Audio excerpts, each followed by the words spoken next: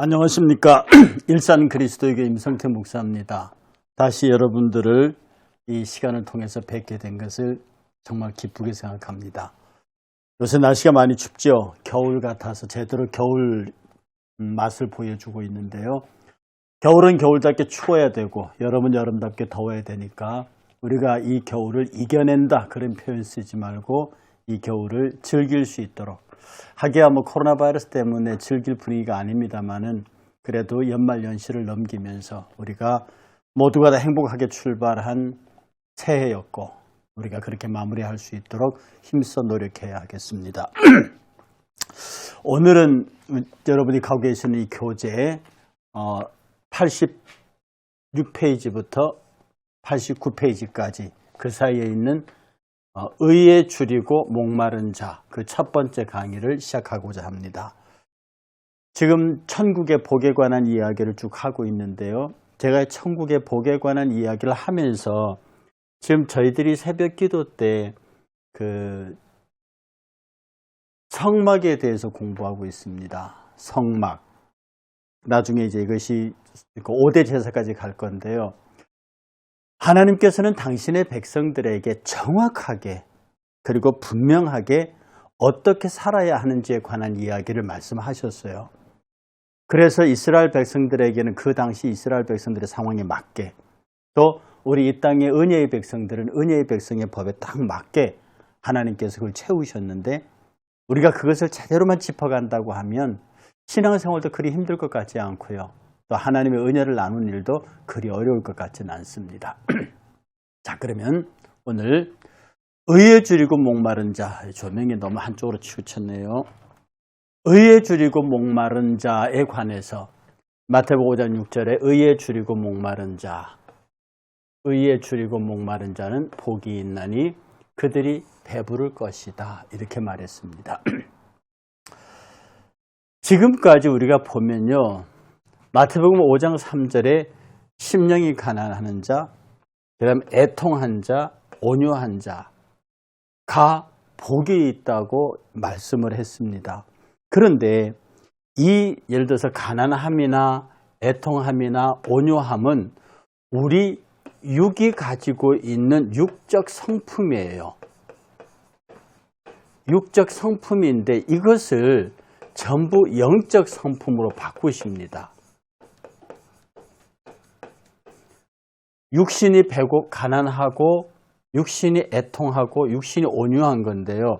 이것을 전부 이게 전부 인간의 기본의 본능 사항들이에요. 근데 이걸 전부 영적인 의미로 바꾸어 가지고요 하신 말씀이세요. 그러니까 우리가 이 말을 들을 때 우리의 육적 배고픔을 이해하고 있으면, 우리 육적인 애통을 이해하고 있으면, 육적인 온유함을 이해하고 있으면 이것을 한 차원 더 깊은 영적인 가난, 영적인 애통, 영적인 온유로 이해하기가 수월하다고 하는 뜻입니다. 그래서요, 지금 마태가 이 의를 위해서 줄인다고 했어요. 누가는 그냥 앞에 의에 줄이고란 말이 없어요. 그냥 줄이고라고 돼 있거든요. 근데 마태는 의에 줄였다고 분명히 대상을 표시합니다. 그래서 이 줄임과 목마름은 땅 위의 모든 인생이 겪는 그런 육적인 기갈이 아니라 하나님의 말씀을 듣지 못하기 때문에 겪는 심각한 영적 기근을 이야기하는 거예요. 그래서 적어도 마태복음에서 예수께서 마태를 통해서 전달하는 메시지는 심령의 가난함, 애통함, 온유함과 더불어서 이 줄이고 목마름, 그것이 의를 위한 것이라고 선명히 해서 지금 이 상태의 줄이고 목마름은 영적 기근을 가리킨다고 분명히 했습니다. 그래서 이것은 아모스서에서 나타난 예언과 관계되어 있는데요. 주 여호와의 말씀이니라, 보라, 날이 이를지니라 내가 기근을 땅에 보내리니. 근데 기근을 보냈으면 당연히 양식이 없죠. 근데 양식이 없어 줄인 게 아니며 물이 없어서 가람이 아니다. 오직 여호와의 말씀을 듣지 못한 기갈이다. 그러니 이것이 이 줄의 목적이 여기로 들어갑니다. 해서 교회가 말하는, 복음이 말하는, 진리가 말하는 배고픔, 갈증 이런 것은 육신적인 물에, 육신적인 음식이 그런 것들이 부족하다는 의미에서 그런 것은 아닙니다. 해서 여기 나와 있는 심령의 가난함, 애통함, 온유함과 더불어 줄이고 목마름, 이것이 다 영적인 부분이다. 그래서 세상에 목이 마르고 배가 고프고 애통하고 해도 그것이 견디기 힘든데 영적인 것이 그러면 얼마나 견디기 힘들겠느냐. 여러분 이 말에 동의하십니까? 근데 많은 분들이 그렇게는 머릿속으로는 그래 배고프고 목마르고 추우면 우리 육체가 괴로워. 근데 실제로 우리 영적 상태가요. 그 배고픔을 느껴보지를 못했어요. 애통해 보지를 못했다고, 가난해 보지를 못했어요. 그러니 그것을 느껴보지 못했기 때문에 내가 지금 얼마나 가난하고 애통한 상태에 있는지를 모르는 거예요. 내가 지금 얼마나 목마르고 줄인 상태에 있는지를 모르는 겁니다. 그러니 저 뒷부분에서 가서 말씀드리겠지만 사람들은 나는 잘하고 있다고 생각하는, 왜? 당장의 고통이 없으니까 육체의 고통이 있는 것처럼 어떤 영혼의 고통이 느껴지지 않는. 그런데 진짜 성도는 영혼의 고통이 느껴져야 합니다. 성도는 영혼의 고통이 느껴져야 하고 그것이 정말로 하나님 앞에 내가 저주스러울 정도로 내가 하나님의 은혜를 온전히 드러내지 못하는 것에 대한 안타까움이 있습니다. 이것은 신앙의 깊이가 깊어지고 연조가 은혜가 넘치면 넘칠수록 내가 하나님의 은혜의 앞에 온전히 서지 못한다고 하는 이 가난함과 애통함과 온유함과 이 줄임과 갈증은요 끝까지 갑니다. 더 깊어진다는데, 그래서 이 신앙의 깊이가 깊어가면 깊어질수록 하나님 앞에 점점 더 울 수밖에 없는, 주의 긍휼과 은혜를 구할 수밖에 없는 그런 상태가 된다고 하는 뜻이에요. 그래서 다음,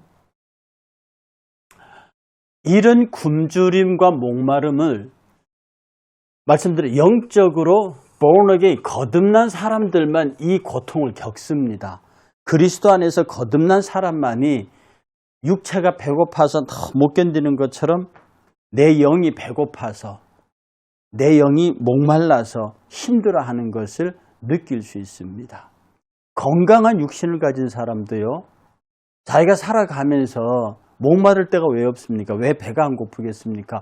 그 사람이 먹었고 마셨기 때문에 건강한 거잖아요. 그러니까 건강한 사람은 동시에 배고픔을 느껴요. 목마름을 느낀다고요. 그러니 그 육체의 배고픔과 목마름을 위해서 먹고 마시는 거잖아요. 그 영적으로 건강한 사람은요, 언제든지 영적 갈증과 영적 배고픔을 느낍니다. 하나님이여, 사슴이 시냇물을 찾기에 갈급함 같이 내 영혼이 주를 찾기에 갈급하나이다. 여러분, 이 문장 자체로 전부가 이해됩니다.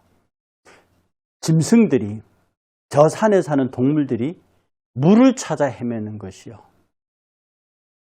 어떻게 발견한 물이라도 그 물의 바닥까지를 핥아먹겠다고 하는 그런 치열한 물에 대한 열정이요, 그것처럼 내가 주를 찾고 있다는 거거든요. 내 영혼이 우리 하나님 곧 살아계신 하나님을 갈망한다. 내가 어느 때 나가서 하나님의 얼굴을 배울까? 사람들이 종일 내게 하는 말이 하나님이 어디 있느냐? 하니 내 눈물이 추야로 내 음식이 되었나이다. 이방인들 사이에서 그리스도인들이 고난당할 때 너 하나님 어딨냐? 네가 믿는 하나님 어딨냐?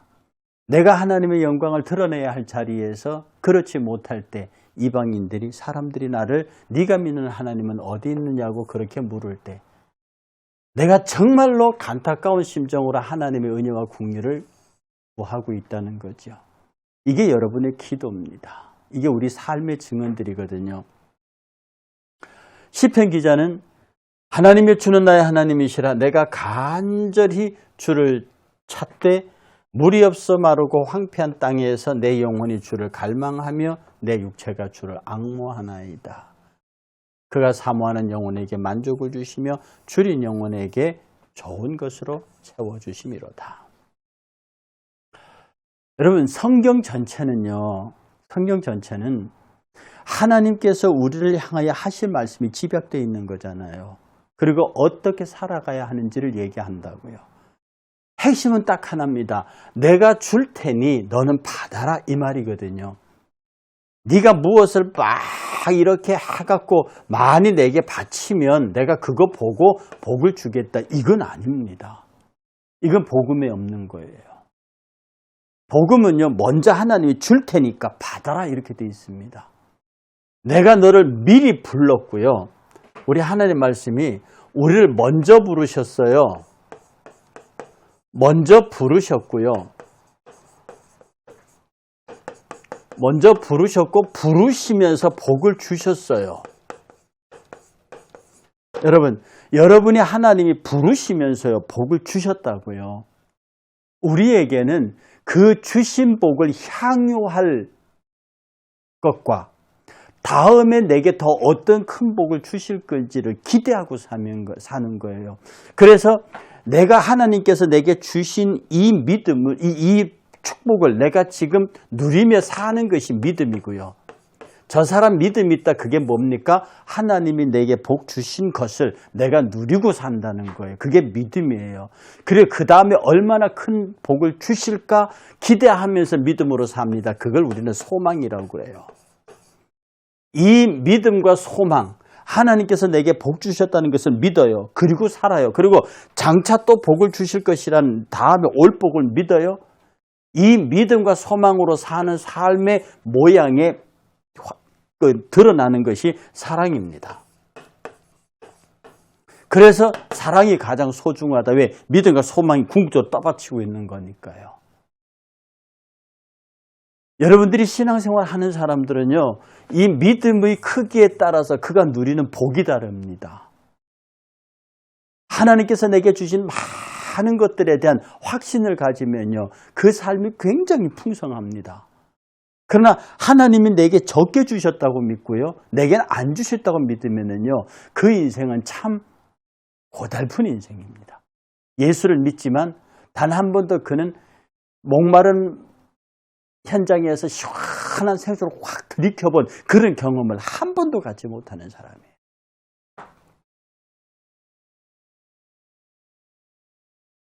우리는 여기서 니고데모라는 청년의 대화를, 주님과 나눈 대화를 잠시 살펴보겠습니다. 예수께서 대답하여 이르시되 진실로 진실로 네가 거듭나지 아니하면 하나님의 나라를 볼 수 없느니라. 니고데모 묻습니다. 아니, 사람이 늙어서 어떻게 다시 태어날 수 있습니까? 두 번째 모태가 들어갈 수 있습니까? 예수께서 대답하시되 이 바보야. 내가 그 말 하는 게 아니라 사람이 물과 성령으로 거듭나야만 들어간다. 이건 니고데모에게는 굉장히 어려운 말입니다. 제가 지금 강의하는 제 스튜디오 밖에 지금 눈이 오고 있네요. 저는 작년에는 많은 눈을 보지 못했습니다만 올해는 저런 눈을 보면서요, 하나님께서 우리에게 당연히 주시는 축복이 새삼스러울 때가 있습니다. 아, 작년에는 눈을 거의 못 봤는데 올해 눈을 보는구나. 그러면 작년에 눈이 없었을 때 그 겨울은 그 겨울대로, 오늘 저렇게 올해 눈이 제법 자주 왔지요. 올 때부터 그 눈을 바라보면 그 눈을 바라보는 대로 하나님께서 우리의 삶에 필요 적절하게 모든 것을 공급하신다고 하는, 그것이 정서적이든 그것이 물질적이든 신앙적이든, 저는 여러분이 하나님 앞에서 신앙적인 복만 받으라고 말하지 않습니다. 왜냐하면 신앙적인 복을 받으면 따라온다니까요. 신앙적인 복을 받으면 이 정서적이고 물질적인 복이 같이 따라와요. 이 물질적인 복과 정서적인 복은 항상 신앙적인 복과 같이 갈 수 없지만 신앙적인 복은 반드시 정서적인 복과 같이 옵니다. 그래서 신앙에 풍성한 사람은 반드시 정서적으로 안정되고 물질적으로 편안한 삶을 삽니다. 이것은 여러분들이 반드시 은혜 가운데 확신하셔야 된다는 겁니다. 그래서요, 니고데모 묻습니다. 어떻게 사람이 거듭날 수 있습니까? 다시 태어날 수 있습니까? 이렇게 물을 때 모태에 들어갔다 다시 나는 게 아니고 물과 성령으로 거듭나야 한다. 즉 말씀과 진리로 거듭나야 한다. 그래서 여기서 거듭남의 진리를 가르쳤어요. 그래서 영적인 굶주림과 목마름의 경험이 없는 니고데모, 한 번도 거듭나 본 적이 없는 니고데모는 말씀을, 율법을 지키는 것으로 충분하다고 믿었어요. 그런 니고데모에게 주님께서 물과 성령으로 거듭나라고 하는 그런 질문과 그런 답변이 담긴 이 대화 속에서 우리는 많은 것들을 생각해 볼 수 있습니다. 니고데모는요, 율법을 지키는 것, 그것이 하나님의 백성의 기본이요, 그렇게 해야 되는 것으로 알고 있었던 그런 니고데모에게 다시 태어나라, born again해라, 중생해라 라고 하는 말을 들었을 때 그는 예수님께 도전할 수밖에 없어요. 이거는 세상 모든 사람, 그러니까 니고데모가 잘못된 게 아닙니다. 지금 니고데모는 이 땅에 예수 그리스도의 복음을 알지 못하는 건전한 사람들, 제 표현입니다. 예수 그리스도를 알지 못하는 건전한 사람들, 그런 사람들은 당연히 거듭나냐고 물으면은요, 그게 뭐냐고, 왜 그게 필요하냐고 말해요. 이것은 아주 본질적으로 교회가 건전한 세상 사람들에게 던지는 말씀입니다. 거듭났습니까? 예수 그리스도를 영접해서 그 예수 그리스도를 말미암아 새로운 사람으로 태어났습니까? 라고 묻는 거거든요. 이게 지금 니고데모에게 하고 있는 예수님의 대답입니다. 니고데모야, 너는 충실한 사람이야. 너는 정말로 하나님의 백성으로서 기본이 잘 돼 있어. 그런데 그것으로는 너를 구원하지 못해. 그것으로는 너의 의가 완성되지 못해. 물과 성령으로 거듭나라. 이건요, 니고데모 입장에서는 정말 이해하기 어려운 걸 그걸 요구하고 계시는 것이에요. 그래서 이 대화는요, 주님의 말씀을 체험하는 새 생명들의 영적 욕구를 니고데모를 통해서 드러내고 있는 겁니다. 이 말씀이 무슨 말씀이냐면, 예수를 처음 믿잖아요. 주의 말씀을 통해서 듣잖아요. 그러면 이 새 생명들이 다 예수 그리스도를 알고자 하는 영적 욕구가 내부적으로 생긴다는 뜻입니다. 그래서 니고데모가 예수님을 딱 만났어요. 그러니 예수를 통해서 무엇인가 내가 지금까지 살아왔던 방식에 대한 도전이 있는 겁니다. 이게 뭐냐면 성경에서는요, 모든 인간은 영원을 사모한다 그랬습니다. 다른 종교인들, 다른 사상가들, 이런 사람들도 그들이 스스로 그들의 종교와 사상을 말하지만 그들이 끝까지 퀘스천마크, 물음표를 붙이는 것은 뭘까? 도대체 인생이 뭘까? 죽은 다음이 뭘까? 이 얘기를 한다고요. 그러니까 니고데모처럼 그렇게 유대교에 철저했던 그 사람조차도 그가 그 믿음에 확신이 있었으면 뭐하러 예수님 찾아와서 어떻게 해야 이루어집니까? 거듭나는 그게 묻습니까? 그렇게 자기의 지금까지 모든 것들을 눌러놓고 예수에게 또다시 질문하는 것은 모든 사람들이 새 생명에 대한 영적인 갈구가 있다는 겁니다. 그걸 니고데모를 통해서 보여주는 거예요. 그러니까 여러분 주변의 사람들이요, 예수를 믿지 않거나 예수에 대해 확신이 없는 사람들은요, 늘 그 질문을 갖고 있습니다. 왜 예수를 믿어야 되는데? 왜? 그래서 그들은 그 질문에 대한 답변으로 예수에게 안 와요. 왜? 그것을 명백하게 대답해 주는 사람이 없으니까. 자, 이 예수를 처음 믿고 은혜를 경험하면서 그 다음부터 자신의 영적 경험들이 점점 진보해요. 그렇게 되니까 더 깊은 영적 경험들을 추구하는 자신의 내면을 발견합니다. 여러분, 예수 처음 믿고 신앙생활을 하면 여러분 은사가 사모되지 않습니까? 예수를 믿게 되면요, 내가 남을 사랑할 수 있는 은사, 내가 남에게 말씀을 가르칠 수 있는 은사, 방언의 은사, 통역의 은사, 치유의 은사, 이런 은사들이 교회는 있습니다. 교회가 절대로 은사를 부정하면 안 됩니다. 그걸 은사를 얘기하면 뭐 신비주의냐 뭐 이런 말을 해가지고 여러 사람 곤란하게 하는 사람이 있는데요. 이 하나님의 은사는 은혜의 선물이라는 뜻이거든요. 이 은혜의 선물은 지금도 하나님께 주어지는 것이고, 단 이 내려진 은사가 나 개인을 위해서 쓰게 되면 이거 큰일 납니다. 병 고치는 은사를 자기 돈 버는 수단으로 쓴다든지요, 뭐 예언의 은사나 이런 것들을 악용하는 사람들은 하나님 앞에 그 곤란합니다. 그러니까 은사는 내가 받은 믿음이 더 스스로 풍성해지고 이 믿음을 주변 사람들과 나누기 위해서 주시는 거예요. 그러면 당연히 이 은사에 대한 욕심을 가져야 합니다. 공부 잘하는 학생이 95점 맞아놓고도 100점을 맞으려고 노력한다고요? 70점 맞는 입장에서 보면 그 웃기지도 않는 얘기죠. 저 녀석이 95점이면 얼마나 어마어마한 점수인데 그 100점을 맞으려고 달려드냐? 나는 70점밖에 못 받는데. 70점 받는 사람도요, 75점 받고 싶다고요. 그도 80점을 받고 싶다고요. 올라가면 올라갈수록 최고 점수에 관한 열망이 있습니다. 이것이 바로 신앙이에요. 그래서 여러분이 예수를 믿고 시작하면요, 작은 기도의 응답의 경험, 스스로 하나님 앞에 기도하는 경험, 이런 것들이 계속 반복되면서 점점 더 깊은 자신의 내면에서 요구하는 그런 갈구들을 발견하게 됩니다. 그래서 자신들의 이런 경험과 갈등을 일으키면서 더 깊은 고민에 잠기게 되거든요. 이게 바로 목마름의 시작입니다. 목마름의 시작입니다. 뭐에부터 목마릅니까? 나도 기도하고 싶다. 나도 저 사람처럼 기도하고 싶다. 나도 저 사람처럼 저렇게 하고 싶다. 저 사람은 저렇게 예배에 철저한데 나는 왜 그런가? 이렇게 그리스도를 향하여 가는 어떤 신앙적 행동에 대한 욕구, 그것에 대해서 자기가 미치지 못하는 자기 자신에 대한 실망, 이런 것들로 막 힘들어하는 게 그 영적 갈증입니다. 저도 여러분들에게 나도 기도하고 싶다, 나도 저렇게 찬송하고 싶다, 나도 저렇게 봉사하고 싶다라고 하는 것이 깊은 갈증이 있으면 여러분들은 복 있는 사람입니다. 근데 하든 말든 그러시면 갈증이 없는 사람이에요. 주님이 보내신 성령에 대해서 깊은 관심을 가지고 자신의 영적 갈증을 시인해야 합니다. 그리고 그것을 해소하기 위해서 애쓰고 노력하는 것은 참 귀중한 일입니다. 여러분들이 내가 지금 목말라요. 물을 찾아야 합니다. 배고파요. 음식을 찾아야 합니다. 여러분이 육신이 목마르고 배고프면 냉장고를 뒤지고 생수통을 찾아가잖아요. 근데 여러분의 영혼은 실제로 목마르고 배고파서 죽어갈 지경인데도 전혀 거기에 대해서 못 느끼고 있습니다. 영적 무감각이에요. 영적 무감각입니다.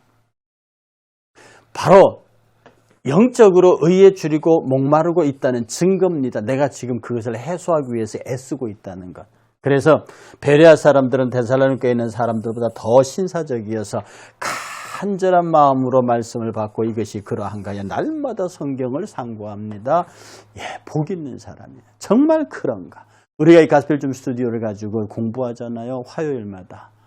주일 예배 드리고 수요 예배 드리고 금요 기도회 하고 교회 새벽 기도하고 하는데 이 시간까지 왜 합니까? 이것이 정말 그러한가요? 날마다 상고하는 거룩한 살입니다. 자기의 영적 갈증을 채우는 시간이죠. 복 있기를 주의 이름으로 축복합니다. 그 다음에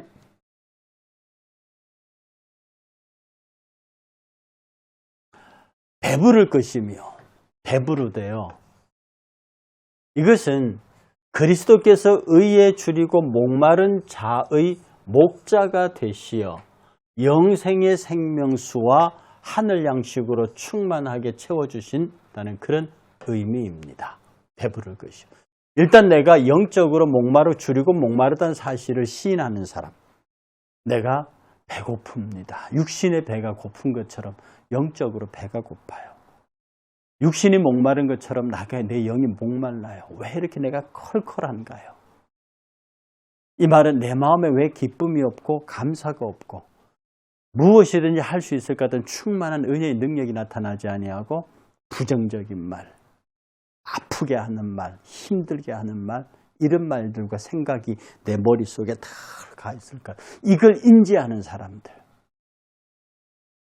줄이고 목마른 사람입니다.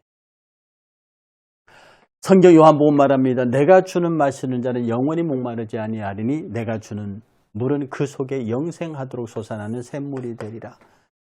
수가성 여인에게 한 말입니다. 그 물 내게 주십시오. 이 물 달라고 하는 거거든요. 예수 그리스도가 주시는 생명의 물은요, 영원히 목마르지 않게 하는 물입니다. 왜? 한 번 마셔서 그걸로 영원히 목마르다는 게 아니라 생수의 강이 내게서 흐르네. 내 배에서 생수의 강이 계속 솟아난다고요. 그러니 내 안에서 생수가 솟아납니다. 그러니 그가 목마를 이유가 없는 거죠.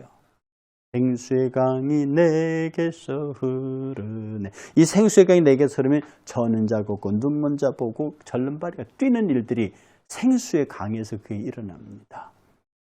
여러분 기적의 역사를 믿으시기를 바랍니다. 저는 막 신비주의자 막 그런 기적이 아니라 우리의 생명이 역사하고 그 생명을 역사하도록 성령께서 우리를 다 뒷받침하는 그곳에서는요. 하나님의 창조의 질서를 따라 하나님의 창조의 질서를 따라 창조의 우위에 있는 하나님의 사람들이 움직일 때 그 밑에 따르는 자연 법칙들은 물러서게 되어 있습니다. 그걸 기적이라는 거거든요. 세상 사람들은 그걸 기적이라 하지만 우리에게 그게 너무나 당연한 거예요. 홍해가 앞에 있습니다. 모세가 하나님 앞에 하나님으로부터 정권을 위임받은 하나님의 사람입니다. 하나님의 사람이 출애굽을 위하여 이스라엘 백성들, 하나님의 백성들을 데리고 나가기 위해서 홍해 보고 갈라치라고 명했습니다. 그것은 곧 주의 명령입니다. 창조주의 명령입니다. 그러니까 그대로 갈라치는 거죠. 어디 감히 바다 따위가 창조주 하나님의 명령과 창조주 하나님을 대리한 자의 명령을 거절할 수 있습니까? 그래서 우리가 기도할 때도 예수의 이름으로 해요. 기적을 행할 때도 예수의 이름으로 해요. 우리가 예수의 이름으로 그 일을 행할 때 그것이 하나님의 뜻과 합하면 그대로 일어납니다. 그것은 너무 자연스러운 일이고 정상적인 일인데 세상 사람들은 그걸 기적이라 하거든요. 성경에는 기적은 없습니다. 오직 당연히 일어나야 할 일이 일어난 것뿐입니다. 내가 진실로 얘기로니 믿는 자는 영생을 가졌나니 내가 곧 생명의 떡이니라. 영생을 가졌다. 내가 생명의 떡이다. 너희 조상들은 광야에서 만나 먹고 죽었지만 그러나 하늘에서 내려오는 떡이니 사람으로 하여금 먹고 죽지 않게 하는 것이니라. 나는 하늘에서 내려온 살아있는 떡이니 사람이 이 떡 나를 먹으면 영생하려. 내가 줄 떡은 곧 세상의 생명을 위한 내 살이니라. 늘 우리가 주의 만찬할 때 이 말씀을 인용하고 있죠. 저와 여러분들의 삶 속에서요. 영생을 가졌습니다. 영생을 가졌다는 거 말은 무슨 말이냐면 생명의 떡을 먹고 있다는 거예요. 생명의 떡을 먹고 있다는 겁니다. 그 생명의 떡이 뭡니까? 예수 그리스도의 살입니다. 예수 그리스도의 살. 이건 뭡니까? 예수 그리스도가 십자가 못 박혀 죽어서 찢어지는 그 육체의 그 고통을 통해서 우리가 죽음과 사망의 권세를 벗어났어요. 진정한 의를 구하는 곳에는 영혼의 평안함이 있으며 그 영혼의 만족이 바로 신앙인으로 대가로 주어진 하나님의 선물입니다. 뭐가요? 영혼의 만족이요. 평안해 하는 거 있잖아요. 우리가 그리스도 안에서 누리는 평안은요. 육신이 배고파서 밥을 먹었을 때의 만족감, 목말랐을 때 시원한 생수를 들이켰을 때의 그 편안함, 이것이 영혼으로 표현될 때 만족입니다. 내가 영혼이 줄였어요, 목말랐어요. 그런데 하나님의 은혜와 그에서 능력으로 말미암아 내가 그 모든 요구를 채웠어요. 그 편안해, 그게 바로 하나님의 선물이라는 거예요.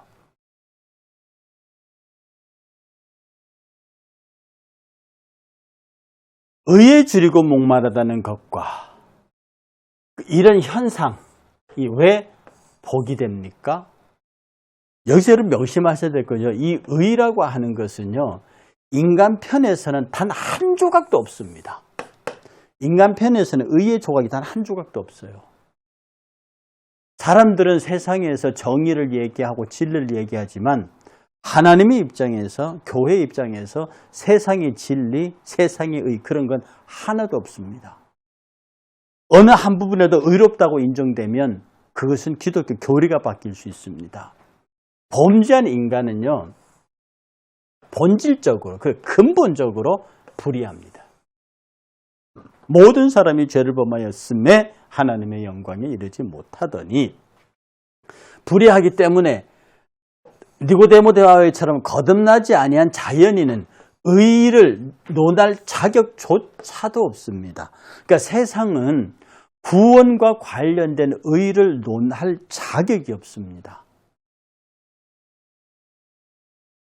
하나님에 대한 인간의 범죄는 단편적이거나 부분적인 범죄가 아니에요. 다시 말해서 내가 그 아버지한테 무슨 잘못을 그럼 아버지 말씀을 안 들었다는 거, 그 다음에 내 맘대로 했다는 거, 뭐 아빠 걸 훔쳤다는 거, 요렇게 토막토막된 그런 잘못을 했다는 게 아니라 성경이 인간이 범죄했다고 말은 통째로 인간 존재 자체가 죄다 이 말입니다.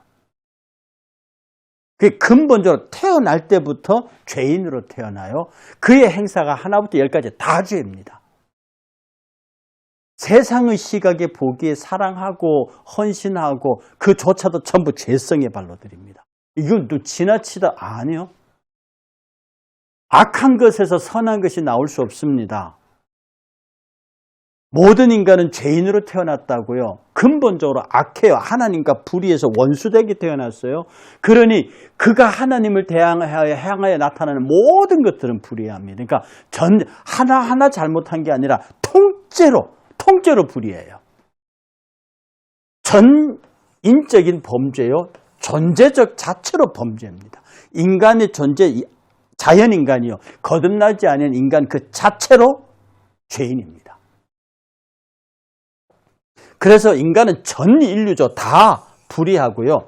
개인적으로 내 존재 자체가 불의합니다. 이건 나중에 어떤 곳에서 은혜로 나타나느냐 하면 저런 임성택이라는 사람이 날 때부터 전 존재적으로 죄인으로 태어나요. 그리고 예수 믿기 이전에 행했던 모든 것들 아무리 선행이라도 그건 전부 다 악의 결과들입니다. 근데 이게 예수를 믿게 되잖아요. 구원받게 되잖아요. 그럼 그 존재적으로 그가 의인이 됩니다. 내가 무슨 요거 옳은 일을 하고 요거 옳은 일을 하고 이게 아니고 통째로 임성택이란 통째가 의인이 됩니다. 그리고 그 의에서 내가 여전히 육신을 입은 사람이라 그 의에 미치지 못하는 행동들이 나타날 때 그것을 제어하고 그것을 회개하며 사는 것이 신앙생활이라고요. 그리고 예수 믿기 이전의 사람은 전 존재적으로 근본적으로 죄인이고요. 예수 믿은 이후의 사람들은 전 존재적으로 근원적으로 의인입니다. 이게 기독교 의인 교리예요. 그러니 여러분들이 일단 예수 그리스도의 은혜 안에 들어와서 구원의 백성이 되었잖아요. 어떤 사람은 성격이 못되고 예수 믿으면 여전히 사기치고 그러고 있지만 그는 하나님의 구원의 바운더리에 들어왔잖아요. 그에게 요구하는 것은 회개입니다. 주의 성이 강력하게 회개하고 그 일을 반복하지 말 것을 요구하는 거거든요. 이게 의인들이 살아가는 방법입니다. 죄인들이 살아가는 방법은 반대입니다. 죄 안에 속해서 그들이 행하는 의는요, 죄 편에서 보면 별로 의미가 없는 것들입니다. 그래서 우리가 의에 줄이고 목마르다고 하는 이 의라고 하는 것은요, 의라고 하는 것은 하나님에게만 있습니다. 인간에게는 없습니다.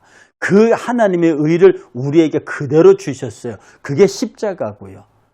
그 하나님의 의를 우리에게 전가시켜 주시는 것으로 우리가 구원의 백성이 됐습니다. 그 통로가 십자가입니다.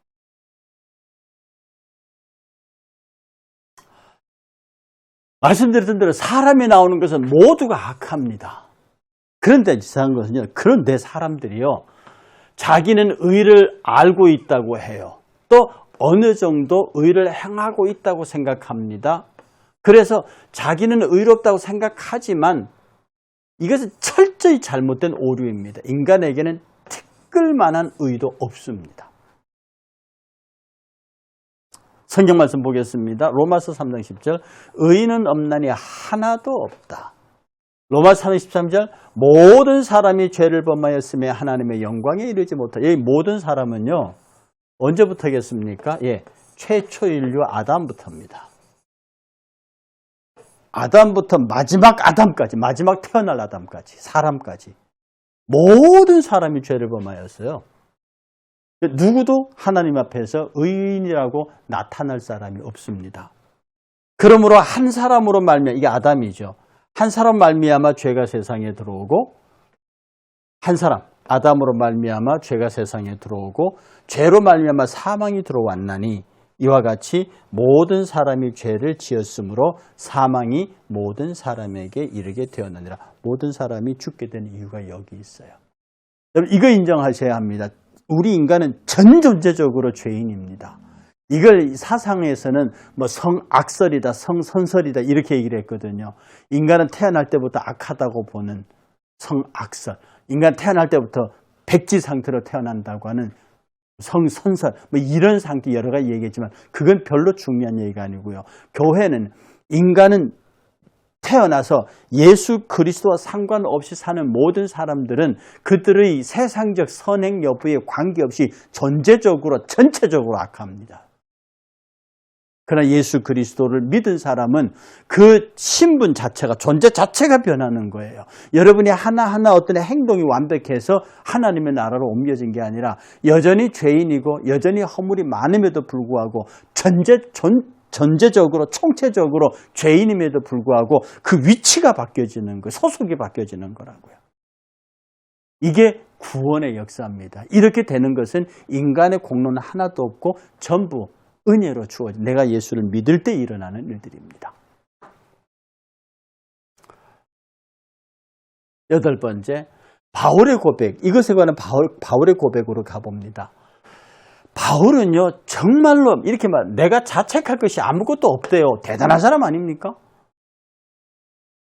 남이나 자신에게 양심에 가책대할 만한 일이 없어요. 그렇게 살았지만 자기는 그렇게 깨끗하게 살았다고 해서 자기에게 의의가 있다고는 전혀 생각지 않았습니다.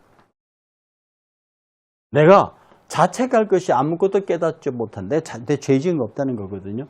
이런 말미암아 그렇다고 내가 이런 말미암아 의롭다 함을 얻지 못했노라. 내가 참 유대의 랍비로 율법 학자로 유대 전통의 특심한 자로 유대교를 위하여 열심히 살았는데 그렇게 내가 했지만 그것으로 내가 의롭다 함을 얻지 못했다. 그러니까 나만큼 유대인들 중에서 율법에 철저한 사람이 있느냐? 내가 못 얻었는데 누가 얻겠느냐? 다만 나를 심판하시는 주이시라. 내가 의롭다 의롭지 않다를 판결하실 리가 그분이시니 내가 아무리 율법적인 의를 많이 행하고 나는 의롭습니다 해도 주님이 너 아니야 그러면 아니라는 거거든요. 그런데 주님이 인정하신 의는 당신의 의만 인정해요. 사람의 의는 인정하지 않습니다. 사람의 의라고 하는 그것은 불의한 데서 나온 것이기 때문에 그 자체가 의일 수 없고요. 본질적으로 의가 되시는 우리 예수님 하나님으로부터 나온 그 의를 인간이 받아갖고 하나님 제가 이 의를 가졌는데요 하면 주께서 그것을 의로 인정하신다는 거예요. 그게 은혜입니다. 여러분들 스스로 여러분 의롭다고는 나는 의로운 사람이다 그렇게 생각하시지는 않을 거예요. 그런데 도덕적으로나 신앙적으로 나 정도면 혹은 이 정도면 혹시 여러분 교회 다니면서 신앙생활 하시면서 나 정도면 뭐 내가 의롭다는 게 아니야. 내가 옳다는 건 아닌데 뭐 나 정도만 한다고 하면 혹시 그런 생각하지 않으셨습니까? 만약에 여러분 가운데 그런 생각이 드셨으면요, 여러분 아직도 심령이 가난하지 않습니다.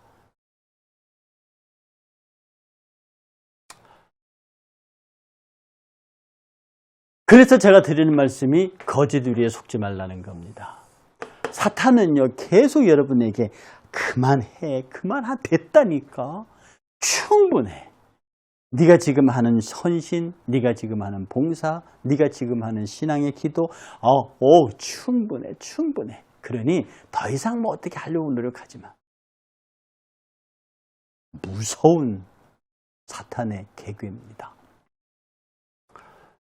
합리적인 인간은 절대적 기준과 가치는 인간이 도달할 수 없는 목표다. 그러니까 산상순, 그것은 우리가 그렇게 되기 위해서 막 노력하라고 제시된 어떤 기준이고 가치지 꼭 그렇게 되라는 게 아니다. 딱 목표를 정해놓고 그 목표를 향해서 막 달려가는 거야. 그것이 산상수훈에서 가르치는 목표고 우리는 그 목표를 향해서 뛰어달리는 최선을 다해 사는 것이라고 가르치는 분들도 있습니다. 이에 도달하기 위해 최선을 다한 자신의 주관적 행위를 아주 후하게 평가해요. 그래 스스로 위로합니다. 잘했어. 세상은 실제로 그렇게 해요. 어떤 목표를 꼭 최선을 다한 사람에게 잘했어. 앞으로 더 잘할 수 있을까? 더 잘할 수 있지. 그리고 그의 등을 두들면서 너는 베스트웰 했다고. 요만큼 모자르지만 그 다음에 더 잘하면 되는 거야. 이 나쁜 말 아닙니다. 세상의 일에 관해서는 그렇게 말할 수 있지만요. 신앙에 관해서는 그렇게 말할 수 없습니다. 일 자칫 이게요. 말하는 사람과 듣는 사람이 의견 합일되면 됐어. 이만큼만 해. 내가 얼마나 예수 잘 믿는다고 이렇게까지 하냐. 아닙니다. 이 신앙생활은요. 죽도록 충성하는 거예요. 죽도록 충성하라. 그러면 생명이 맺리고 하니까 죽도록 충성하는 건 다함이 없는 충성이에요. 제가 충자 이렇게 말씀드렸죠. 충자 가운데 중자에다 마음 심자 붙이고요. 말씀 원자에다가 이룰 성자 붙였어요. 마음의 중심을 다 해서요. 그 말씀을 이루는 게 충성이에요. 그리고 저와 여러분들의 삶은요. 하나님의 의를 위해 살고 그의 거룩한 영광을 위해서 산다. 죽도록 하는 거예요. 그러니 해도 모자르죠. 해도 내가 원하는 것만큼은 고사하고 성령이 원하는 것을 못 채워요. 그러니 마음에 갈증이 있고 그러니 기도하는 사람은 더 기도하게 되고 헌신하는 사람은 더 헌신하게 되고 그래도 마치 소금물을 마시는 것처럼 우리의 영적 갈증은 계속 이 사람의 복이 있습니다. 하나님께서 계속 그에게 공급하실 이유가 되니까요. 자신에게는 티끌만한 의로움도 없다는 고백, 사도 바울처럼 있어야 합니다. 나는 죄인의 괴수가 아무것도 아니야. 나는 만물의 찌끼같이 되었다. 내가 가지고 있는 모든 것들을 배설물처럼 여겼다. 그런 고백이 있어야만 간절하게 그리스도를 원할 수 있습니다. 이 간절함은요. 자신의 의로움을 주장하는 강도와 반비례합니다. 자신의 의를 주장하는 것에 강도에 반비례해요. 제가 이 위로의 말씀을 전하면서요. 이 말씀을 정리하면서 가만히 생각해 봅니다. 언제부터 우리에게서 이런 거짓 위로가 자리 잡기 시작했는가? 분명히 세상은요. 어떤 사람이 최선을 다하면 그 최선을 인정해주고 됐어. 다음에 더 잘하면 돼. 이렇게 말하는 굉장히 인격적이고 신사적이고 또 교육적입니다. 그런데 신앙에는 그게 통하지 않습니다. 이렇게 말해서 많은 사람들에게 위로는 줄 수 있지 몰라도 그건 거짓 위로입니다. 어떤 사람이 최선을 다했어요. 그런데 그가 실패했습니다. 모자랐습니다. 그의 손을 붙잡고 얘기하는 것은 우리 다시 죽도록 충성하자. 우리 다시 죽도록 충성하자. 주님 오실 그때까지, 내가 주님의 나라에 이를 때까지 지금 한 것은 잊어버리자. 인정 안 하는 거 아닙니다. 그것은 내가 잘했으면 하나님의 상급으로 주실 것이고 내가 못했으면 회개하고 앞에 것은 뒤에 것은 잊어버리고 또다시 앞에 표대를 향해서 달리자. 사도 바울 얘기입니다. 뒤에 것은 잊어버리고 앞에 표대를 향하여 나는 계속 달린다는 거예요. 그러니 우리 그 달리는 사람에게 무슨 위로의 말이 필요합니까? 달리는 사람들이 그냥 죽도록 달리는 거예요. 그 달리다 보면 내가 최선을 다해 달리고 있다라고 할 때에 내 마음속에 비록 달리는 고통과 달리는 힘듦이 있지만 나는 지금 목표를 향해서 가고 있다고 하는 성취에 그저 오직 달리는 사람만이 알 수 있는 그런 기쁨과 만족을 느낍니다. 옛날에 어떤 우리나라 유명한 마라토너, 아마 제 기억에 황영조 선수 같은데 그가 인터뷰를 그렇게 했습니다. 정말 뛰다가요 35km 좀 넘어가면 정말 달려오는 차나 바위에 머리 받아버리고 싶대요. 그만큼 고통스럽대요. 정말 그런데 그 마의 35km를 넘어서서 40km 향해서 갈 때요. 그때는 없던 힘도 뛰어나오는데 마지막 목적지를 향해서 더구나 그것이 1등으로 달리고 있을 때는 더 자기도 생각하지 못하는 스피드가 난다는 거죠. 어쩌면요, 우리 믿음의 경주가 그런 건지도 모릅니다. 내 눈에 분명히 천성이 보이고 분명히 문 앞에 서서 기다리는 주님의 모습이 보이면은요, 지금 달리는 것이 아무리 힘들어도요, 그 다름질의 속도가 날 수밖에 없습니다. 이것이 그리스도의 희열이고 기쁨이고 감사고 능력입니다. 해서요, 저와 여러분들이 정말로 하나님의 뜻 가운데 서 있기를 원하면서 절대로 여러분들이 이 거짓 위로에 속으시면 안 됩니다. 절대로 여러분 스스로 거짓 위로하면 안 되고요. 여러분을 강하게 스스로 채찍질하고 또 사랑하는 사람들을 믿음의 채찍으로 같이 채찍을 주고받아서 절대로 좀 더 자자, 좀 더 졸자 그렇게 말하는 사탄의 말에 유혹되지 말고 우리는 깨어 있어야 하고 우리는 계속 다름질해야 되고 뒤에 것은 잊어버리고 오직 상주 진리를 바라보면서 표대를 향하여 우리는 끊임없이 주님 만날 때까지 달릴 것이다. 이 복되고 위대한 줄이고 목마름의 은총이 여러분에게 계속되기를 주의 이름으로 축복합니다. 동일한 주제로 다음 주에 뵙겠습니다. 주의 평안을 빕니다. 감사합니다.